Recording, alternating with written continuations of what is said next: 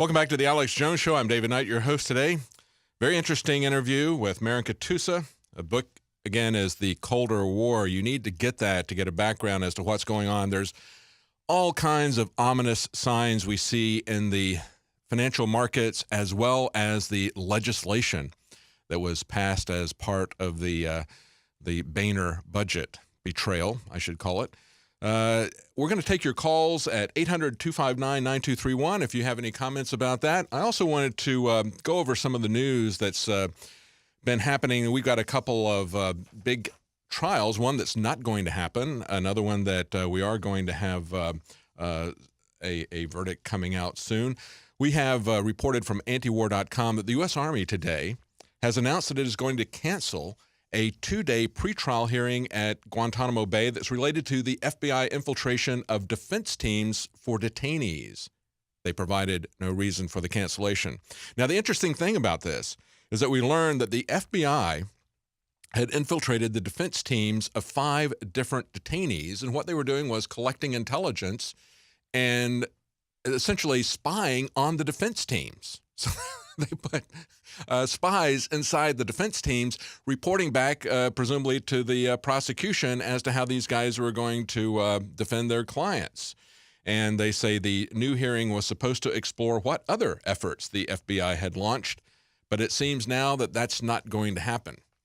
Now, we also have a report up on Infowars.com. Political prisoner Barrett Brown to be sentenced tomorrow. And this is why the results matter to freedom in America. You need to read this article. It's from Liberty Blitzkrieg, and he points out the feds went after Barrett Brown in the same way they went after Aaron Schwartz, that they say led to the suicide of the latter. I'm not so sure that it was a suicide. We see this always being called suicide. Nevertheless, they came out with a bunch of trumped-up charges, they say, including that of copying and pasting a link. There you go. See, it's a crime to even link to something, and that was the key thing. They say that charge was later dropped, but they're still threatening him with 105 years in jail. He's now served over 2 years in a federal penitentiary without bail, and his sentencing is tomorrow. He still faces 10 years in jail for exposing the shady relationship between intelligence contractors and the U.S. government. That's how bad things have gotten. And they point out here, they said, all of this makes sense only if you understand what Barrett Brown did. He spent the beginning of 2011 advocating for the effectiveness of Anonymous as a force that could bring transparency to institutions and to government through digital protests. But that's the last thing we want in America, isn't it? Transparency. We don't get transparency even from our local government officials. They're all acting as if they're part of the CIA, as if they're all James Bond. And you know, they also think they've got a license to kill. That's exactly what the mother of the 12-year-old who was murdered by the cops as he was holding a BB gun. And you can see the video footage. He doesn't give him a chance. He's not doing anything threatening to anyone. He pulls up, the cop pulls up and jumps out of the car and shoots the kid down. And the mother says, you're not James Bond. You don't have a license to kill. And yet we see that is what they're training the local police. And we have an article up on Infowars.com. We talked to Paul Joseph Watson about earlier the fallout from the video that we showed yesterday from Spokane, Washington, where a sheriff's deputy was bragging about his MRAP vehicle and said that when questioned why he needed something like that, said it was for the Constitutionalists. Well, now the sheriff has posted up a very long, rambling response to that, essentially attacking InfoWars. You can see that video. You can see the original video. You can see his response to that, and you can see our comments about that. But that video speaks for itself, and the context is one of a government that is training law enforcement to view everyone as a threat, to view us as all as terrorists, and to militarize the police department. And we can see how petty that has become in many areas. We'll be right back with your calls. Again, the number is 800-259-9231. Welcome back to the Alex Jones Show. I'm David Knight, your host for this hour. We're going to go to your calls in just a moment, but I want to let you know about our Prison Planet TV special. I'm one of the people that hangs out there. We have a lot of anchors and reporters there on a daily basis, and of course, that's the news every night at 7 Central, 8 p.m. Eastern from InfoWars. We also, if with your membership, you have access to all of Alex Jones's documentaries, a great way to give people a perspective, to wake them up, to give them a context for what's going on with the news. Right now, we're running a special. It's normally $54.95. Now it's only $29.95 for a year. That's 7 months for free. If you break it down as monthly basis, that's $2.50 a month. You can share that now with up to 20 other friends or family. You can pass that password along with them. If you do that, that breaks down to just 12 cents per person per month. So take a look at that. It's a good time to an advantage for you to get it at this time of year, and it also supports our operation. We also have a special that's running for just 2 days. That's the Essential Holiday Health Pack. It's 3 of our most crucial nutraceutical formulas: Secret 12, Survival Shield X2, and Silver Bullet. Right now, it's available for just $59.99 for just these 2 days. At retail, it would be $139.85. You save $79.90. That's nearly 57%. So you get all 3 of those: Secret 12, X2 Nascent Iodine, and Silver Bullet for only $59.99. That's just 2 days, today and tomorrow. And of course, if you order something today or tomorrow, by the 17th, that's tomorrow, it is guaranteed Christmas delivery. And that's a 2-day special. So check that out at InfoWarsLife.com. Let's go to your calls right now. We've got someone calling from Germany. Eric in Germany. You wanted to talk about Hollywood on Russia. Go ahead. Yeah, absolutely. Hey, David. We all know that Hollywood has many, many examples of foreshadowing events that have in turn happened. For example, the X-Files and 9/11. And this past weekend, I was watching a old movie. It's not old. It's from last year. It wasn't big, but it was Jack Ryan's Shadow Recruit, and there's a speech in it. And if you were to YouTube Jack Ryan Zero Hedge, it's the first thing that comes up. I put it on Zero Hedge a couple days ago. This will send chills up your spine. It is the creepiest thing because whoever wrote this movie, they have some creative arts degree from Berkeley. They don't understand the foreign exchange market. They don't understand how to use currencies as a weapon. But when you listen to the speech, for people who know how foreign exchange works, it's the creepiest thing because it's how to destroy the American financial system. And I'm not saying the Russians would do this to us because the Russians, they have enough problems of their own. They don't need to start a war with the states, but we all know that our banker oligarchs are going to have to start a war with someone so they can distract the population from the coming bail-in, the collapse of the dollar, the collapse of the stock market, which is going to wipe out everyone's pensions. I'll get off the phone and let you respond. Maybe you can take a look at the video over the next break, and I can listen. Well, give us while we got listeners on the phone, give us a gist of what they do, if you can summarize it very quickly to take down the U.S. system. Sure. The gist of the speech is that there will be a terrorist attack on the United States, and thereafter there's a terrorist attack. All the foreign exchange reserves held by Russia in United States treasuries are dumped into the open market. So for those people who don't know how the secondary bond market works, when the American government borrows money, it sells a T-bill. And this T-bill, it doesn't just stay in someone's pocket. It's like stocks. You can buy and sell them. So when there's a ton of these T-bills available, the price goes down, which means the interest rate on that note goes up.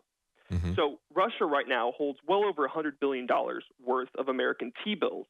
Now, one thing that's interesting is earlier this year, Belgium, a country that's very small, started purchasing hundreds of billions of dollars worth of American federal debt within a very, very short window. Most speculation is that it was the Russians purchasing this debt. So let's say, hypothetically, that the Belgian purchasers, plus the official Russian sovereign holdings of T-bills, the Russians have $200 to $300 billion in American debt. That would put them number 4 behind China, Japan, and the Treasury and the Federal Reserve. If we were to have a terrorist attack, we all remember what happened the day when the market opened after 9/11. It went down 600 points. If we were to have a terrorist attack and the next day or later that day, Russia liquidates all of their Federal Reserves, it would be the end of the petrodollar as we know it. We know that Putin wants to take down the dollar as the world's reserve currency. He's working on a SWIFT alternative. He is doing currency swaps. He's got currency swaps going with New Zealand, Australia, India, China, Brazil, and South Africa right now. He's trying to create another system that runs parallel to the dollar. You can Google this, CNN, Fox, Bloomberg. It's very, very well documented. And the idea behind this movie and behind this speech is that that there's a terrorist attack, they liquidate, Russia liquidates the reserves. When the market, the Treasury bill market, is overwhelmed with supply, the interest rate on American debt will go up. Now, right now, the American government's paying about 2.5% to 3% to borrow money for 10 years. A 100-year average is 5 to 7%. So right now, just to service the outstanding debt, the American federal debt, it's about 11% of the annual budget, or about $300 billion per year, just interest on our debt. But this is with interest rates right now at all-time lows, 100-year lows. What happens when this interest rate goes back to the 100-year average? Is not, let's not say 5, 7, 10, let's just say 4%. A lot of people think, oh, well, we pay 2.5, you go to 4, it's not that big of a deal. You know, it's 1.5%, we can afford that. But the bond market and the way the government is able to fund itself, it doesn't work this way, because we're paying 2.5% right now on a 10-year note, and it's 11% of the budget. Well, you know, what's really amazing is it's almost like, as I pointed out in the interview, it's like we got economic warfare, and it's like bombing each other's cities. I mean, I'm looking at this article from Russia. They're facing some of the same stuff you're talking about, but it's already hitting them. They're seeing their interest rates jump up to 17%, and they point out in this article from RT that the interest rate hike is the sharpest since 1998. And then they saw rates higher than 100%. And essentially, Russia defaulted on their debt in 1998. I mean, this is massive economic warfare that is unfolding right before our eyes. Both of them are going at it, Russia as well as our side. And I guess the bad thing, Eric, is that I get the sense that we're under friendly fire as well from the Federal Reserve, aren't we? Well, absolutely. The Federal Reserve right now, they have interest rates at 0, but inflation, according to the CPI, and we all know the CPI is cooked, inflation is sitting at a mere 2% roughly. But if you look at like the Walmart inflation index, which measures the cost of things like food that isn't included in the CPI, it's closer to 4 or 5%. So your money sits in your bank account earning nothing. Yeah. But you're losing 5% of your spending power every year. You're just getting hammered. What's interesting with this foray with Russia right now is that Putin, I don't think, has returned fire yet. He's kind of taken the first assault. If we've seen the movie Kingdom of Heaven with Orlando Bloom, there was that first assault, and they wait. Yeah. And they wait, and we all have seen Hunt for the Red October. And yeah, he's got a plan. He's got a long-term plan, and you know, he's kind of like the honey badger. I mean, guy just keeps going, and you know, so we're playing checkers and he's playing chess. But you know, like I said before, the really scary thing to me is the fact that we are also under friendly fire from our own president, from the Federal Reserve, which is allied against us, and of course, from the CIA's proxy, the Saudis, who are essentially attacking our own American energy independence. Thank you so much, Eric. That was very informative. Let's go to Jeremy in Colorado. Jeremy. Hi, Dave. I'm actually glad I got to talk to you because if I remember right, you have an engineering background. I wanted to talk about energy independence, and in this case, particularly water fuel conversions. I know it's come up in these kinds of circles a lot, HHO, Brown's gas, and such. But I wanted to mention a video. If you type in on YouTube, Revelation of Truth 10, Revelation of Truth 10, it has to be done specifically like that, or else the results will get buried in a bunch of Bible-related material. But it talks, it's all source video pertaining to Stanley Meyer's work and the stuff he pioneered. And I came across some other material that actually, I guess, makes it more practical and easier to understand at educate-yourself.org. The reason I'm bringing this up is because, you know, with the instability in the, global oil markets and energy independence and all the, and, you know, the impending disaster scenario, this is not one of those topics that we can afford to say, oh, it might be able to be, we might be able to do it, we might be able to, I don't know, speculate and debate on it. It's one of those things that, I mean, as far as just getting up from underneath the thumb of, I guess, the oil cartel, so to speak. Yeah, one of the things that was interesting about the Colder War, the book that we just talked to the author in the last hour about, was, of course, the rise of oil as an energy source. And, of course, along with it, the rise of John D. Rockefeller. He pointed out that he had a fortune that in today's dollars would be about $340 billion, saying that he was, as far as we can reliably ascertain, the richest man ever in history. He pointed out that back in the 1300s, there was a guy who owned half of the world's gold and half of the world's salt, which, of course, salt was a very expensive commodity at that time back in the 1300s. Presumably, he might have been wealthier, but, you can't really correlate going back that far. But certainly, if you look at John D. Rockefeller, he was very powerful. And so what we have here is a lot of very powerful vested interests. We have the largest producers of oil in the world are not the private companies, as he points out, but the national governments, like Saudi Arabia. So there is a lot in the way of people coming up with energy and independence. There's a lot that's there to shut people down. Just look at what's happening to the oil shale business. I mean, even something that is kind of a side business, look at how Saudi Arabia reacts to domestic production of oil. They quickly drop prices in order to put them out of business. Stay with us. We'll be right back with more of your calls. Welcome back to the Alex Jones Show. I am David Knight. We're here taking your calls. Before we go back to your calls, though, I wanted to point out an article that's up on Infowars.com, The Ultimate Guide to the Mainstream Media and American TV Networks, How Media Pundits Are Interconnected with the CFR and with Each Other. Now, this is an article that was originally up on RT. Kit Daniels pointed out to me.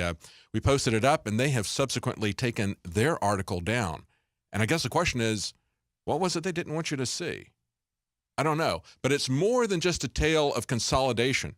I think they put it back up. I was just told they put it back up. It's still a very good article. You should take a look at this because we've shown many times how consolidated the mainstream media is, being owned by only a half dozen different companies. But this also interconnects it with the CFR. And, of course, the Council on Foreign Relations has dominated the State Department since its inception, the early 20th century. And even though Reagan was not a member of the CFR, as soon as he got to be president, he put about 360 people, I believe, if I'm correct, from the CFR into the State Department. So they dominate our foreign policy, that particular think tank.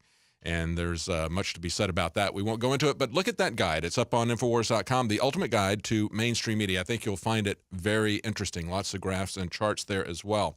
Let's go back to your calls. Let's go to Eleanor in Missouri. Go ahead. Hi. I thank you for taking my call. I wanted to just comment on the first guest. I think that, the first caller. I think that he was right on with the false flag thing. But I wanted to ask you, do you think that this whole scheme can wait until the September-October time frame that they're always pulling these? I really don't know. I mean, when you look at all of the signs in the economic signs that are queuing up here, already we've seen a massive upheaval from this manipulation of the price of oil that's going on by Saudi Arabia. And there's a lot of, we've been talking about all the different aspects of that. It's already having a massive effect on Russia's currency, on their interest rates. We know that it's having a massive effect on oil derivatives in this country. And of course, we are all on the hook for those derivatives now. We were put on the hook by it, by the Boehner budget betrayal, along with the Democrats. They essentially have the American taxpayers underwriting this massive speculation, this gambling by the major banks. That's something that had been taken off with Dodd-Frank, and now they put that back in as part of this budget deal. So there's a lot to be that can happen out of this. And, of course, we also pointed out that they have put effective next Monday, they're going to put limits on the movement of silver and gold. Now, they didn't do that before when silver and gold were plummeting because they were dumping those. But now they're concerned, I think, that people are going to be running for safety when they see currencies collapsing, when they see the derivatives market collapsing. So I don't really know what's going to be happening, but some very, very ominous signs. What's your take on it, Eleanor? Well, I've been looking on the internet and, look in chat rooms and stuff like that, and a lot of the people think that in February it'll all fall apart. Well, it's hard to predict the timing, but the simple fact of the matter is, as I pointed out the other day, these banks with a little bit of lobbying, they spent a few $1 million and they got essentially $2 quadrillion worth of insurance, depending on how you estimate the total derivatives market. And it's hard for anybody to do that because it is so incredibly complicated. And so, nevertheless, it's an astronomical figure. And they were able to get that insured for like $1 per $1 trillion worth of insurance that they get. Now, you can't get that from the bank because they know that you're eventually going to die. We should not be giving that to these bankers with their derivatives because we know that these derivatives are eventually going to blow up. It's just a question of timing as to what the timing is going to be, whether it's going to be in February, whether it be in this spring, or whether it's going to be next fall. Who knows? They could set things in motion that they don't have total control of. The bigger picture is that there's going to be massive chaos as the petrodollar disappears. We have forces within the United States working to make that happen. And, of course, we have Vladimir Putin working very earnestly, like I said, like a honey badger to take away the petrodollar. And he is building alliances to make that happen.